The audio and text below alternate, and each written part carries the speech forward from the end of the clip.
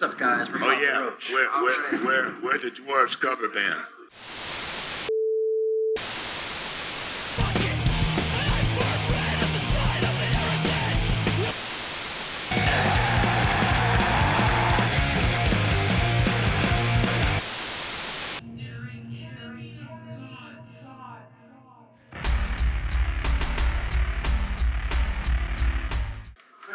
I'm Rob Nunzio, and I'm the guitar player of Antidote, the New York Antidote. The real deal, The Antidote. real deal Antidote. My name's Louie. I just became the vocalist again because this cocksucker right here gave me the opportunity to do that, and I love him for it. My name's Tino Valpa. I play drums in the Holland Antidote, but I'm just filling in for this interview. I'm Laz. I play bass. Give me a brief history of the band. Oh, well. I think that's him. He's going to be talking for a while. You don't want to ask that question. Did you say Brief history? Well, I knew some guys from Queens. We got together in somebody's house. We started jamming together. And then the next thing you know, we went to see The Clash. Then we decided, let's start a band. We went downtown and we started rehearsing at a place called 171A Studio on Avenue A. And we ran into some bands there, like the Bad Brains and other local New York bands at the time, the Undead and Cause for Alarm, Beastie Boys, Reagan Youth, The Mob, Urban Waste. We became part of a sort of a fabric of friendly enemies, you could say, that we basically all pushed each other to, be better. And, it turned into something really cool. We started drawing people, and, it was like 100 people. I'd say it was like the normal... A really tight community. Tight community of people, about 100 people, so artists and musicians. And from there, it just kind of kept going, spiraling. So, what were some of the other influences to, kind of start the band, or, what brought you into, punk and hardcore? What brought me into punk and hardcore were the Ramones and the Clash, and, I used to listen to stuff like Black Sabbath also, and AC/DC. So I had, a little bit of metal influence also, and I try to put those things together and make something unique and original. So how does it feel to be back on tour again? So it's great. It's a real test of strength. At my age, we're loving it. We're having a great time. It's a great thing. For me, it means a lot. I sat around quietly for a long time, watching this guy kind of waste his time with somebody else, but I couldn't really offend him like that at the time because he would have probably wanted to fuck me up over it. But he finally came to his own senses about things without nobody had to tell him anything, and he made a decision. Stuff happens for a reason, Right, and then I was going to say, the planets do line up, I guess, occasionally for all the right reasons, because someone gets asked to leave, I get asked to come back, and I'm asking them at that point, well, it's just me and you, we still need a couple of other individuals to make this happen. So time is going by, and, I'm being asked questions on the Lower East Side by, my comrades, people I respect, and the community itself, new faces, questions like, Lou, I hear this is happening, I didn't really know how to fill those blanks. And then all of a sudden, one day I'm at my good friend Johnny Waste's house, at his Wasteland studio. While I'm there, Johnny starts talking about a show that this kid's putting together up in Maine with Sheer Terror, and us, and them. Urban Waste, and a couple of local bands at the Grange Hall that he does events at. So I think Johnny Johnny kind of realized that he hadn't told me yet. He hadn't gotten in touch with me yet, so he kind of fell back into the pocket. But by the time I get home that afternoon, man, he's calling me, telling me he's got this kid who wants to speak to me, who happens to be this kid right here, This kid right here, this little fucking go-go Energizer Bunny dude right here. You know, we call him Bam Bam in the band because if you look at his fucking drumsticks, you'll understand. Fucking drumsticks are bigger than him. But anyway, that being said, I was miserable in my old situation with the band. I had lost the love of playing, really. So I really wasn't playing the instrument much, and it really got to me kind of. I was depressed about it, and it just wasn't coming out. I kind of felt like it was over for me, and like I wasn't happy with what was going on with my band, the music at the time. So that had to end. I had to find a way to end that to let this happen finally, and I'm so glad it happened because. I feel like I've been reborn, like it's like the fucking, what do you call it, like the phoenix has risen from the ashes, finally, and, I mean... and if you think about it, like, it's kind of a special time right now. We're getting ready to witness the Circle Jerks, like, original lineup, minus Lucky, right? If they had Lucky, it'd be the original fucking lineup, man. And I love Lucky, man, great fucking drummer, man, But, that being said, And then this COVID situation also, that had something to do with it also. It's like this layoff the last 2 years has kind of made me think, wow, this stuff can be taken away from you so easily. So we should really appreciate having the ability to play these shows and stuff because, as you can see, it can just all vanish overnight. And then there's nothing. and we're back into the dark hole again, right? Yeah. Trying to wonder, like, if there's any light at the end of that tunnel, but Your dreams can end real quick. So. But that being said, like, I got home that afternoon. I get a call from him. Says he wants me to speak a little bit with him because I just got off the phone with him and he'd like to speak. So I spoke to him for about an hour, and next thing I know, things are starting to work out. And next thing I know, we're in a rehearsal space in Jersey City. Oh, actually, the first rehearsal was out of Johnny's, right? Johnny Wasteland, right? Right, it was at Johnny's. Yeah. And I thought it was going to be a disaster, to be honest. I didn't know what the fuck to make of it, But these kids have been working hard by themselves, him and him. Yeah, these guys worked really hard to make this happen for us, and really without them. Well, to learn the music too, they worked hard to learn the EP, and like he would send me videos and little clips of them guys like doing their thing, and I was just like, they did their homework. They really did their homework on the music, and they got it all down, and they made my job a lot easier. They made it very simple for me to step back into this, so I really appreciate them for doing that. After the first rehearsal, I came away saying, wow, that wasn't a disaster like I expected. So Fucking high bar. here we are. You know what I mean? Here we are. And it's been amazing, It's been amazing. We played the second show in Amityville, Long Island with our brothers, Jim Murphy's Law, Urban Waste, and the Templars, Monkey Chunks. And man, like, good show.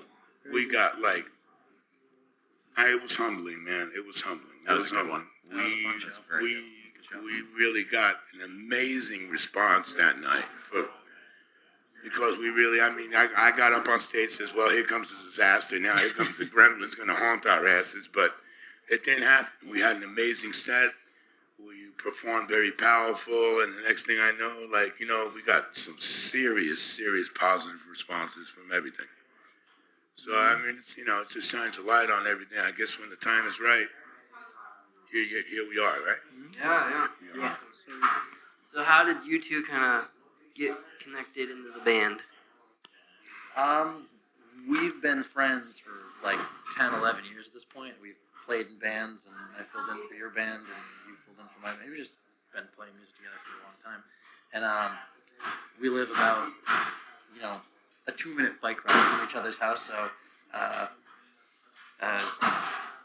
Tina was talking to these guys, kind of set it all up, and then I walked out of the bathroom at his house one day, and he's like, do you want to join Antidote? And I was like, what kind of fucking question is that? All right. I knew when I was talking to him, and when this was forming, I knew when I was talking to both of them, I'm like, I had Laz, and I'm like, immediately. I'm like, this is absolutely. We played with each other so much. I already know what he can do, what he's into. And it was available. Like I knew. And we got together and we learned the songs very fast. We structured them out. We typed up tabs, and just did it, and they recorded some GoPro video of the songs and sent them their way just to show them we're not bullshitting, because you never know who's just talking and oh yeah, I got it, very man. Impressed. Like you know, Very like impressed by the work they did. It was very impressive watching them work hard on that. Yeah, I was like, well, I guess we're going to I was do this. I guess now, I guess this is going to happen, right? So next thing I know, I'm up in Maine and I'm fucking in a hot box. The show was fucking sweet. That was sick, but it was, it was rough. Yeah, so we got broken in with a good show like that. So Yeah. That was a cool show. we found out what we can do, and it was a good gauge of like what we needed to work on and all that. And now we're working on a new record, so this is going to be something like a continuation of 1983 almost, but in 2022. So Yeah, we promised them a 12-inch. You could hear it on some of the early live and CBGB albums. I start telling people that like songs like Unaffected are going to be on the next 12-inch, and it just didn't pan out. But now they're going to pan out now. So how did the new compilation of Thou Shalt Not Kill come about? Is that like a remaster or just kind of a compilation repress? I got a message. Well, what happened was the record was on Bridge 9 for about 10 years, and the guys did a great job with it over there, but I felt like it needed to move on to the next phase somehow, and I didn't really know how that was going to happen. So I kind of put a feeler out there on Facebook saying, listen, I need someone to put this record out for me, basically. That's basically what I was asking. And I got a message from Chris from Radio Raheem Records. Chris Minucci. Minucci and Minicucci. Minicucci. I'm sorry, Chris. I'm sorry about them mispronunciation there. He seemed very interested in doing it, and he gave me some of his ideas of what they would do with it, and it just sounded very interesting. So we got together the summer of 2020, and During the pandemic, during the right lockdown. when the pandemic started, they came out to see me, and we talked about it, and I gave them some tapes that I had from the old days. And he said, "Look, I'll get back to you in a few months, and I'll let you see what I got." And then when he showed me what he had, I was really amazed by it. It looked so good. No, more like you were blown away by that shit. Yeah. He did a really great job on it. And, I was shocked. I couldn't believe how beautiful a job he They did. kicked major fucking ass is what they fucking did, and I fucking love Chris and I love Fat Rich, brother. It's the best Antidote I love record. you too, that was man. definitely the best Antidote record ever, without a doubt. yeah, and a lot of songs too. Like you get 29 the 82 demo, which I didn't even know we didn't know existed until I didn't know it after existed. we were in the band, and you get the live CBGB set. And it's mastered well for vinyl too. Like it actually sounds really good, and there's like a booklet. It's just like archival quality. Like that's like there's a lot of like random ass bootleg pressings of this EP and stuff. Right. This recent one, like if you have a choice to get, unless you have like $1,800 to buy the original, then get this reissue. That's the. So if you see us on tour, it's $25. Thanks for reminding them. Definitely Venmo. worth it. It'll be at the merch table. It shows you the progression of how we started out.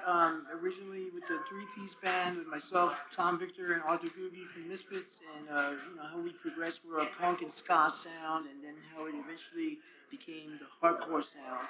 And it's pretty interesting to see how quickly it switched into that. Let me adapt and improvise here. Once they added the well-oiled machine, then it turned into that raging train rolling down the track. Or as Tommy Rat, our good friend, I love you, Tommy Dog, he quoted one time.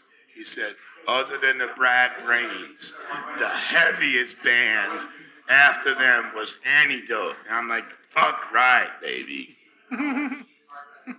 It's great to hear that from your peers. Thanks for all the support, everybody. We really, really appreciate it. Nah, man, the love we've been getting has been like dumbfounded almost, man. You see it. It brings me to tears sometimes. It I've really been hearing fucking from does. people I haven't heard from in 30 years. It's pretty. And they're not telling them to go fuck themselves. Right. That's the good one. They're telling them they love them and they enjoy the fact that, we're together again, which was the force of this band, really. We were the force of this band, We didn't realize it that much, and you know, something happened because we didn't realize we were the force of Antidote. But now we do. And now we're attached at the hip again. We're attached at the hip, you know what I mean? Like Velcro. So the new record will show you all that too. You'll get all the stuff that was never put out, that should have been put out, but didn't come out. So now we're doing it. It sounds really good so far. Really, really good. Yeah, I'm thinking 2022 sometime, you know, 2022, it should hit the streets. We're looking for a good label. If you've got one out there, so let us hear from you. Anything you want to say to like a younger generation getting into punk and hardcore, or like, you know? I got something. I don't like giving advice if no one asked me for it. What do you got? What do you got? We got. I got learn to circle pit. There's a lot of push pits these days. Back in the day, we used to circle pits. So get back on that. Push pit is the enemy.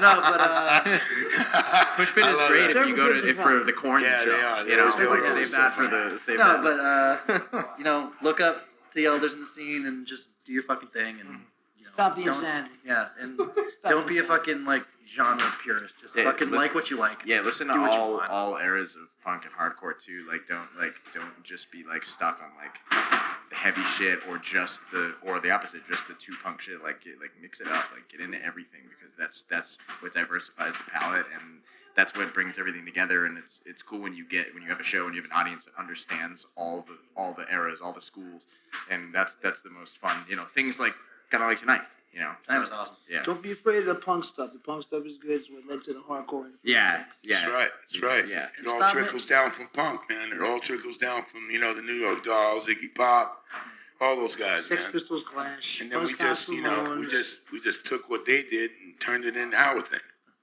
And stop Yeah. making fun of ska. Ska's cool. Yes, Ska's cool too. It's pretty good. Yeah. I want to say this, Specials, English Beach Selector. all that stuff. Toasters. Two-tone, all that Toasters. stuff. And the orange, you got Foreskins, Cherry Business, Bomb Daddies. Partisans, Yeah, let's not forget the, you know. Discharge, Disorder. Discharge, my favorite ska band. Skanking up the world.